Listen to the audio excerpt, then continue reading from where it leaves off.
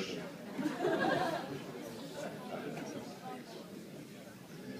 So I'm going to try to be as loud as Chambers usually is, so you guys can all hear me, so hopefully that'll work. You know, I was out here thinking all day, and really for the past, 6 months, what am I going to say today? How can you possibly encompass how you feel about someone that is one of the most important people in the world to you, that you have been through literally everything with, and really encompass it into like a 2-minute speech? I don't really have a lot of experience at weddings. I've been to maybe 2 or 3 before this, and so I was thinking back on all the weddings. What does the best man say?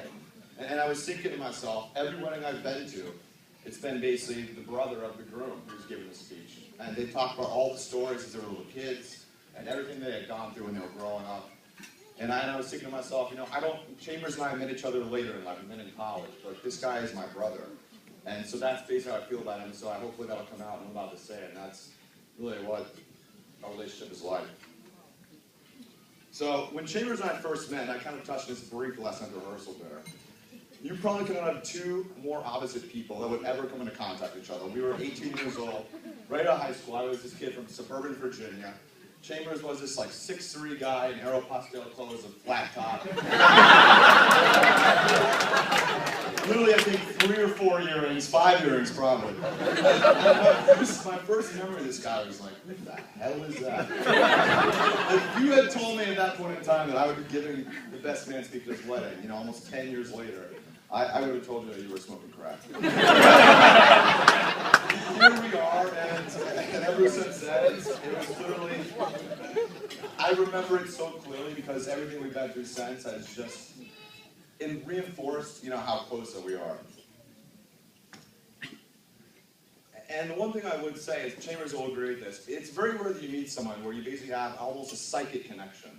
I really cannot read his mind at certain times. It's like him and I will make eye contact. I look at him right now, he knows exactly what I'm thinking. He's a very fast talker.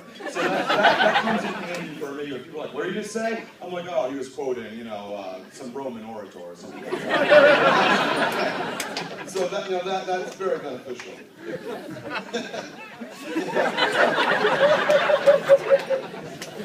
And one thing I will say is that Chambers and I, we have always had each other's backs. We really have, for years now. Let's say Chambers throws a good right hook. I've seen him in action a couple times. Late at night, taking down 2 guys with 1 punch.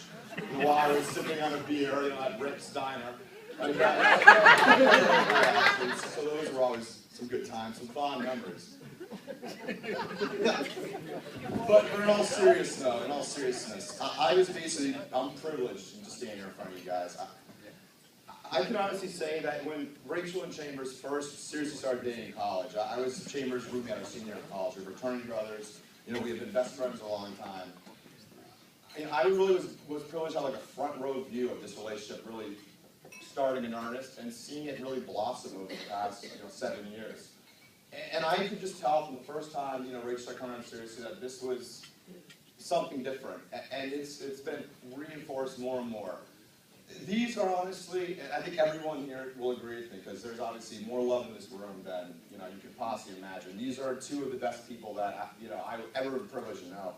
I am extremely lucky at how generous these 2 are, how compassionate, how loving, how really incredible they are together, and how much I knew Chambers. Let's just say he was a little rough around the edges. And, really, Rachel has been an extremely positive and just great impact on him, and you obviously the man he's become now. And they have been there for me in the best of times, and they have been there honestly in not so good times. I'll never forget. I went through 2 pretty traumatic experiences recently. The first person I talked to was James and Rachel. And I'll never forget. I had an incident. Next thing I know, basically, Chambers takes off work. Him and I are basically watching Bridesmaids together in the theaters. A little bro date. Laughing during the first half of the movie, and then kind of awkwardly looking at each other during the romantic comedy part of the second half. But then, another thing, honestly, when I was with them, I went to Six Flags, just the 3 of us. took off.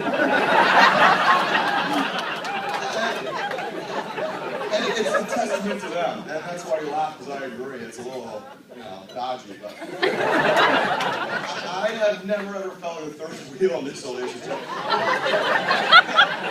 Unfortunately, I do know how a girlfriend just for the crowd. I would like to say, honestly, I wish you guys nothing but the best. And you guys have both become two of my closest friends. And Rachel, I love you like a sister. And Chambers, obviously, words can never express how I feel about you. All right, guys, clean up your minds. So, I would like to make a very quick toast to the two of them. Just, I love you guys, but I would like Rachel to forgive me. I do have to send off my man in style for a toast to my good man here. So if I could raise your glass. First off, Rachel, I love you too. This is going to be a Chambers toast. I know my audience. I know what they need. To a true Viking of men. A titan of the streets.